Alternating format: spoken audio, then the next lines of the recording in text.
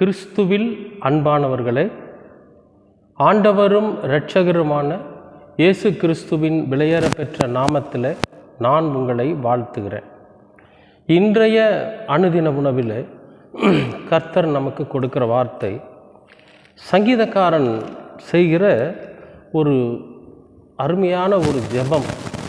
அதாவது சங்கீதத்திலேயே அந்த ஜெபத்தை சொல்கிறார். 123வது சங்கீதம். பரலோகத்தில் வாசமாயிருக்கிற உம்மிடத்திற்கு என் கண்களை ஏறெடுக்கிறேன்.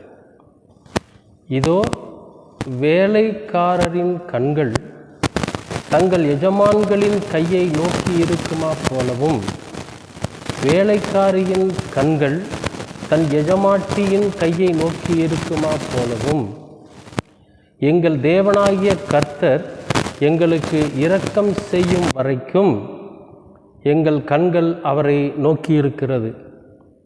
எங்களுக்கு இரங்கும் கர்த்தாவே, எங்களுக்கு இரங்கும். நிந்தனையினால் மிகவும் நிறைந்திருக்கிறோம். சுகஜீவிகளுடைய நிந்தனையினாலும் அகங்காரிகளுடைய இகழ்ச்சியினாலும் எங்கள் ஆத்துமா மிகவும் நிறைந்திருக்கிறது என்று ஒரு ஜெபத்தை ஆண்டவரை நோக்கி இங்கே இந்த சங்கீதக்காரன் ஏறெடுக்கிறார். இயேசு கிறிஸ்து ஒரு ஜெபம் சொல்லி கொடுத்துருப்பார். பரலோகத்தில் இருக்கிற எங்கள் பிதாவே, உம்முடைய நாமம் பரிசுத்தப்படுவதாக, உம்முடைய ராஜ்யம் வருவதாக அப்படின்னு சொல்லி இந்த பரமண்டல ஜெபத்தை சொல்லி கொடுத்துருப்பார். அது ஒரு பொதுவான ஜெபம்.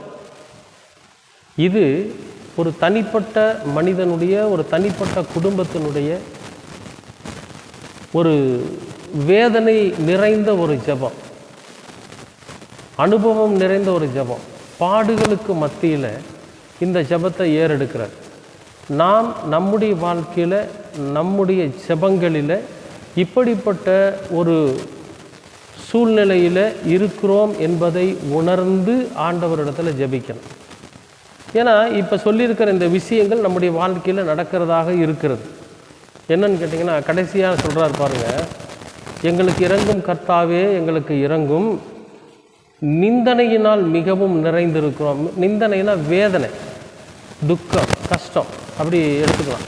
அப்போ துக்கத்தினாலும் கஷ்டத்தினாலும் வேதனையினாலும் நாங்கள் நிறைந்திருக்கிறோம். எங்களோட வாழ்க்கையில் அதுதான் நிறைவாக இருக்குது. ஆசீர்வாதம் என்பது இல்லை, சமாதானம் என்பது இல்லை, சந்தோஷம் என்பது இல்லை. அப்போ வேதனையும் துக்கமும் கஷ்டமும் தான் நிறைந்திருக்கிறது. அடுத்து சொல்கிறார் பாருங்க, சுகஜீவிகளுடைய நிந்தனையினாலும். அதாவது ரொம்ப சுகஜீவிகள் ரொம்ப சௌந்தரியமாக வாழ்ந்துட்டுருக்கிறாங்க பார்த்தீங்களா, பணக்காரத்தனமாக சுகபோகமாக வாழ்ந்துட்டுருக்கிறாங்க பார்த்தீங்களா, அவர்கள் கொடுக்கிற கஷ்டத்தினாலும், அவர்கள் கொடுக்கிற வேதனையினாலும், அவர்கள் கொடுக்கிற நிந்தனையினாலும் நாங்கள் என்ன பண்ணியிருக்கிறோம், எங்களால் தாங்க முடியல, அதெல்லாம் எங்களுக்கு ரொம்ப அதிகமாக இருக்குது. அது மட்டும் இல்லை, அகங்காரிகளுடைய இகழ்ச்சி. அதாவது நான் தான் பெரியவன், என்னை விட பெரியவங்க யாரும் இல்லை, இந்த உலகத்தில் நான் சொல்கிறது தான் நடக்கணும், பணத்திமிரு, பதவி திமிரு, மக்கள் அதிகமாக கூட்டமாக இருக்கிறாங்க அப்படிங்கிற ஒரு திமிரு, இந்த ஆணவத்தினாலும் அகங்காரத்தினாலும் இகழ்ச்சி. அந்த அகங்காரம் உள்ளவன் ரொம்ப வசதி இல்லாதவனை, ஏழ்மையானவனை, உண்மையுள்ளவனை பார்த்து அவன் என்ன பண்ணுவான்னு கேட்டிங்கன்னா, ஏளனம் பேசுவான்.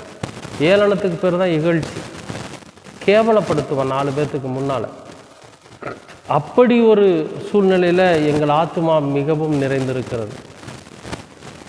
அப்போ பக்கத்தில் இருக்கக்கூடிய அகங்காரிகளினாலும் பணக்கார சுகபோக வாழ்க்கை வாழ்கிறவர்களினாலும் நாங்கள் ரொம்ப கஷ்டப்படுத்தப்படுறோம். எங்களுடைய வாழ்க்கை ரொம்ப வேதனை அடைஞ்சு இருக்குது அப்படின்னு சொல்லி சொல்கிறார். இப்போ நம்முடைய வாழ்க்கையில் நம்ம தேடி ஆராய்ஞ்சு பார்க்குறப்போ இப்படிப்பட்ட சம்பவம், இப்படிப்பட்ட சூழ்நிலை இருக்குதான்னு பாருங்கள். நிச்சயமாக இருக்கும். ஏன்னா நம்ம ஒரு இடத்துக்கு போகிறோன்னு வச்சுக்கோங்களேன், நம்ம விட பணக்காரன் அங்கே இருந்தானாக்கா நாம் அங்கே அவமானப்படுத்தப்படுவோம். அகங்காரம் பிடிச்சவங்க நம்ம தாழ்மையாக ஆண்டவரோட சமூகத்தில் நம்முடைய எல்லா வேதனைகளையும் துக்கங்களையும் சொல்லி அவர் வழி நடத்துவாருங்கிற நம்பிக்கையோடு நம்ம போவோம். ஆனால் அங்கே இருக்கிறவங்க பணத்தினாலும் பதவியினாலும் ரெக்கமெண்டேஷன்னாலும் நம்மளால் ஜெயிச்சிட முடியும் அப்படிங்கிற அந்த அகங்காரத்தில் போகிறவன் நம்மளை பார்த்து இகழ்ச்சி பண்ணுவான். யாராவது உங்களுக்கு தெரியுமா? அரசியல்வாதி சப்போர்ட் ஏதாவது இருக்குதா? இல்லை பணம் ஏதாவது கொண்டு வந்திருக்கிறீங்களா? ஒன்றுமே இல்லாமல் இங்கே வந்திருக்கிறீங்க, இது என்ன தர்ம சத்திரமா அப்படின்னு கேட்பாங்க. இகழ்ச்சி, இப்படிப்பட்ட இகழ்ச்சியினாலும் நாங்கள் நிறைந்திருக்கிறோம். இப்போ எங்களுடைய ஜெபம் எப்படி இருக்குன்னு கேட்டிங்கன்னா, வேலைக்காரரின் கண்கள் தங்கள் எஜமான்களின் கையை நோக்கி இருக்குமா போல். அப்போ ஒரு முதலாளிகிட்ட வேலை செஞ்சிட்டான்னா அந்த வேலைக்கு ஏற்ற கூலியை கொடுப்பான் பார்த்தீங்களா, அந்த கூலிக்காக அவனோட கையவே எதிர்பார்த்துட்டு இருப்பாங்க. ஏன்னா அந்த சம்பளம் வந்தால் தான் இந்த வீட்டில் சாப்பாடு, அந்த சம்பளம் வந்தால் தான் இந்த வீட்டில் பொருள்கள் வாங்க முடியும். அப்படிப்பட்ட சூழ்நிலை இருக்கிற அந்த வேலைக்காரன் என்ன பண்ணுவான், காலையிலேருந்து பொழுது வரைக்கும் வேலை செஞ்சாச்சு, சாயந்தரம் என்ன பண்ணுவான், முதலாளியை எதிர்பார்த்துக்கிட்டு இருப்பான், முதலாளியோட கையை எதிர்பார்த்துட்டு இருப்பான். ஏன்னா நமக்கு கூலி கொடுக்கணும், அந்த கூலியை வாங்கிட்டு போய் தான் நம்ம வீட்டுக்கு ஜாமானை வாங்கி போடணும், உணவு வாங்கி கொடுக்கணும், நம்ம பிள்ளைகளோட பசியை தீர்க்கணும் அப்படின்னு அவனுடைய ஏக்கம் இருக்கும் பார்த்தீங்களா. எப்போ அவர் வருவார், எப்போ அந்த கூலியை கொடுப்பாரு, நாம் எப்போ போய் அந்த பணத்தை வாங்கிட்டு போய் நம்முடைய குழந்தைகளுக்கு வாங்கி கொடுக்கறது அப்படிங்கிற அந்த தவிப்பு இருக்குது பார்த்தீங்களா. அந்த தவிப்பு மாதிரி இப்போ நாங்கள் ஆண்டவரை நோக்கி பார்த்துட்ருக்கோம். அடுத்தது சொல்கிறாரு, எஜமான்களின் கையை நோக்கி இருக்குமா போலவும் வேலைக்காரியின் கண்கள் தன் எஜமாட்டியின் கையை நோக்கி இருக்குமா போலவும். அப்போ பொம்பளை வேலைக்கு போகிறா, வீட்டில் ஆண் சப்போர்ட் இல்லை, அந்த பெண்ணானவள் வேலைக்கு போகிறான்னு வைங்க. அப்போ அந்த பெண் வேலைக்கு போய் சம்பாதிக்கிற ஒரு சூழ்நிலை வருகிற போது அந்த பெண் என்ன பண்ணுவான்னு கேட்டிங்கன்னா, தன் எஜமானுடைய கைகளை, எஜமாட்டியோட கைகளை, தனக்கு வேலை கொடுத்துருக்கிற அந்த முதலாளி அம்மாவோட கையை எதிர்பார்த்துட்டு இருப்பாள். என்னைக்கு நமக்கு சம்பளம் கொடுப்பாங்களோ, எப்போ சம்பளம் கொடுப்பாங்க, எப்போ நாம் இந்த கூலியை வாங்கிட்டு போய் நம்முடைய பிள்ளைகளுக்கு வாங்கி போட முடியும், இந்த கூலியை வாங்கிட்டு போனால் தான் நம்முடைய குழந்தைகள் பசியாற முடியும் அப்படின்னு அந்த ஏக்கத்தோட தன் முதலாளியினோட எஜமாட்டி அம்மானோட கையை எதிர்பார்த்துட்ருக்கிற அந்த வேலைக்காரியை போல, அந்த வேலைக்காரியினோட தவிப்பை போல, அந்த வேலைக்காரியினோட கண்களை போல ஆண்டவரை நோக்கி பார்த்துக்கிட்டு இருக்கிறோம் அப்படின்னு சொல்கிறார். அப்போ தேவனாகிய கர்த்தர் எங்களுக்கு இரக்கம் செய்யும் வரைக்கும் எங்கள் கண்கள் அவரை நோக்கி கொண்டிருக்கும். அப்போ எங்கள் கடவுள், நான் யாரை நம்பி இருக்கிறேனோ, யாரை எனக்கு நன்மை செய்வார் என்று நான் எதிர்பார்த்து கொண்டிருக்கிறேனோ, அந்த கடவுள் எனக்கு நன்மை செய்கிற வரை, அந்த கடவுள் எனக்கு எல்லா விதத்திலும் சமாதானத்தை அருளுகிற வரை என் கண்கள் அவரை நோக்கி பார்த்துக்கிட்டே இருக்கும். எப்போ என் ஆண்டவர் எனக்கு நன்மை செய்ய போகிறார்னு சொல்லி அவர் செய்கிற வரைக்கும் என்னுடைய கண்கள் அவரை நோக்கி பார்த்துக்கிட்டு இருக்கும்.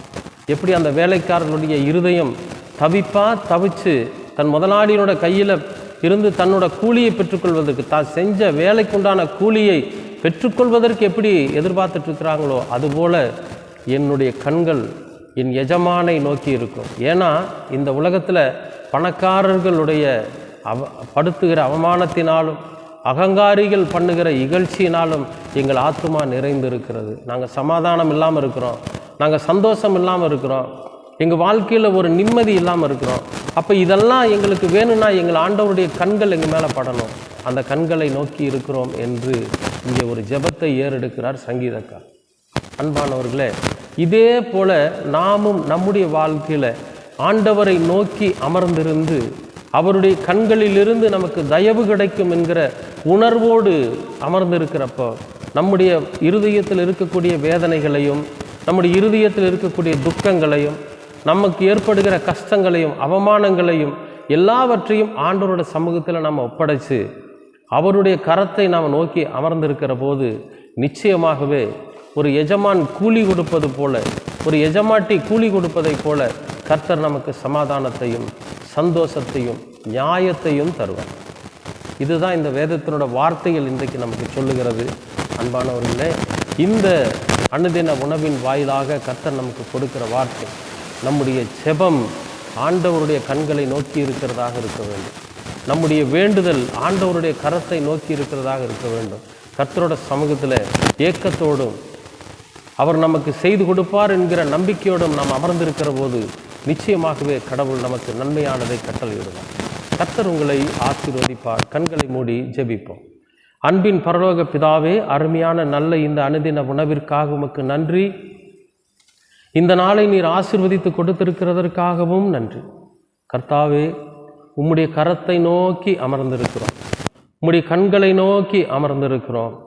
நீர் எங்களுக்கு நன்மை செய்வீர் என்கிற அந்த முழு நம்பிக்கையோடு அமர்ந்திருக்கிறோம் ஆண்டவரே. எங்களுடைய வாழ்க்கையில் எந்த மனிதராலும் எங்களுக்கு நன்மை கிடைக்கப்பெறவில்லை ஆண்டவரே. எல்லோரும் எங்களை இகழ்கிறவர்களாகவும் எல்லோரும் எங்களை அவமானப்படுத்துகிறவர்களாகவும் இருக்கிறார்கள்.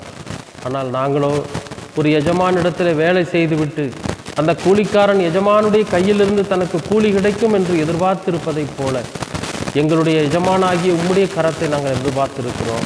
உம்முடைய கண்களிலே தயவு கிடைக்கும் என்று எதிர்பார்த்திருக்கிறோம், அமர்ந்திருக்கிறோம். கர்த்தர் தாமே எங்களுக்கு தயவு தர வேண்டுமாய் செபிக்கிறோம் ஆண்டவரே. இந்த உலகத்தில் அவமானத்தினாலும் நிந்தனையினாலும் கேவலத்தினாலும் இகழ்ச்சியினாலும் நீங்கள் ஆத்மா வேதனையிட்டு கொண்டிருக்கிறது ஆண்டவரே. அதற்கு ஆறுதல் சொல்லும்படியாக கர்த்தர் தாமே எங்களுக்கு தயை பாராட்ட வேண்டுமாய் செபிக்கிறோம். தொடர்ந்து உமது கிருபை எங்களோடு கூட இருக்கட்டும். உமது திருக்குமாரன் நாம் இயேசு கிறிஸ்துவின் வழியாய் கேட்கிறோம் நல்ல பிதாவே. ஆமேன், ஆமேன், ஆமேன்.